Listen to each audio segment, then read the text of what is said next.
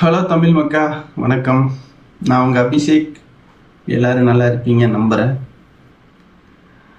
இதுக்கு முன்னாடி எல்லோரும் என்ன பேசிகிட்டு இருந்தாங்கன்னா, இந்த மனுஷனுக்கு அரசியலை பற்றி தெரியுமா, அதாவது நம்ம தளபதி அரசியலை பற்றி என்ன தெரியும், கிரவுண்ட் ரியாலிட்டினா என்னன்னு தெரியுமா அப்படின்னு சொல்லிட்டு வாய்க்கு வந்ததெல்லாம் அந்த மூத்த பத்திரிகையாளர்கள் சில பேர், இந்த வாடகை வாய்கள் சில பேர் வந்து பேசிகிட்டே இருந்தாங்க.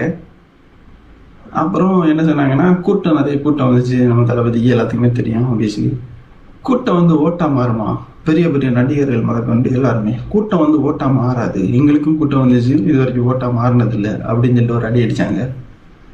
அப்புறம் என்ன சொன்னாங்கன்னா, கொஞ்சம் அப்டேட் ஆனோடனே எத்தனை தொகுதி இருக்குன்னு உங்களுக்கு தெரியுமா, 234 தொகுதியில் அவங்கள பூத் ஏஜென்ட் போட முடியுமா அப்படின்னு சொல்லிட்டு சொன்னாங்க.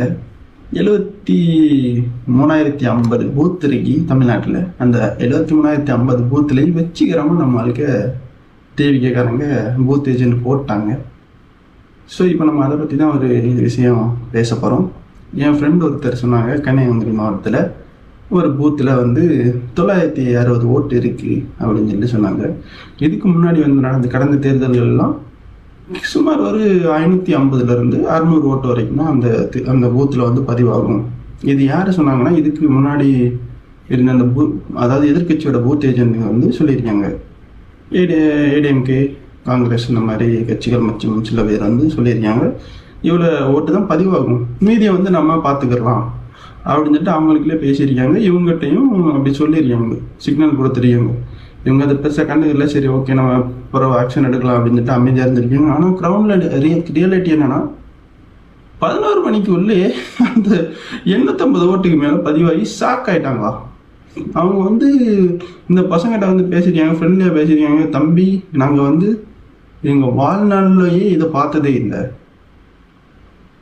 இப்படி ஒரு சாதனை வந்து உங்கள் தலைவருக்கு நடக்குதுன்னா இது வந்து கண்டிப்பாக இது ஒரு பெரிய மாற்றம் தமிழ்நாட்டில் அப்படின்னு சொல்லிட்டு அவங்க பேசியிருக்காங்க. ஏன்னா இத்தனை வருஷமாக அவங்க பூத் ஏஜெண்டாக இருந்து இப்படி ஃபுல் ஓட்டுமே இந்த மாதிரி 11 மணிலேயே எல்லாமே விழுந்துட்டு எல்லாமே பதிவாயிட்டுங்கிறத அவங்க வந்து நினச்சி கூட பார்க்கல, கற்பனைகளை கூட நினைக்கல அவங்க. ஸோ இதுதான் நம்ம தலைவரோட கிரவுண்ட் ரியாலிட்டி. ஸோ சொன்னாங்கல்ல, பூத்தில் வந்து பூத் ஏஜெண்ட் போட முடியுமான்னு சொல்லிட்டு அவங்களுக்கு தான் இந்த இது. ஸோ தலைவரை வந்து எப்படிலாம் அடிக்க முடியுமோ அப்படிலாம் அடித்தாங்க. சாட்டையை வச்சு அடித்தாங்க, எதிர்கட்சிகளை வச்சு அடித்தாங்க, பண குவியலை வச்சு அடித்தாங்க. தலைவன் வந்து எதுக்குமே அசரவே இல்லை. கடைசியில் உங்கள் தலைவர் வந்து ஒரு 5% வாங்குறதே பெரிய புண்ணியம், பெரிய விஷயம் அப்படின்னு சொல்லிட்டு இருந்த அதே வாடகை வாய்கள் இப்போது டிவி ஷோவில் என்ன சொல்லிட்டு இருக்காங்க, 25% மேலே வாங்குவாங்க. ஸோ இது வந்து இன்னும் என்னென்ன அப்டேட் மாறப்போதுன்னு தெரியல. அவங்க வந்து இப்போ இப்படி மாறி இருக்காங்க. என்ன பயம் வந்துட்டா என்னமோ தெரில, நிறைய பேர் பயத்தில் வளர ஆரம்பிச்சிட்டாங்க. இந்த அண்டாவெல்லாம் தெரியும்ல, அந்த நம்ம ஐடி பசங்களெல்லாம் ரொம்ப தரக்குறைவாக தாக்குனாரு. ஸோ நம்ம அவங்களுக்கு 4ஆம் தேதி பதில் சொல்லலாம்.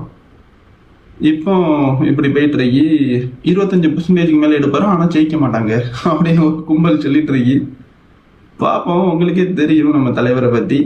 ஒரு கத்தியை வந்து பற்றையில் வச்சு அடித்து தான் அதை வந்து இரும்புலேருந்து ஒரு கத்தியை செய்ய முடியும். தலைவரே அப்படி தான், எல்லாரும் போட்டு அடித்தாங்க, இரும்பை அடித்து இப்போ அது ஒரு கத்தியாக மாறி இருக்கு. அதோட கூர்மை எப்படி இருக்குன்னு சொல்லிட்டு 4ஆம் தேதி பார்ப்போம். ஓகே கைஸ், வச்சு நிச்சயம். Bye bye, see you, take care.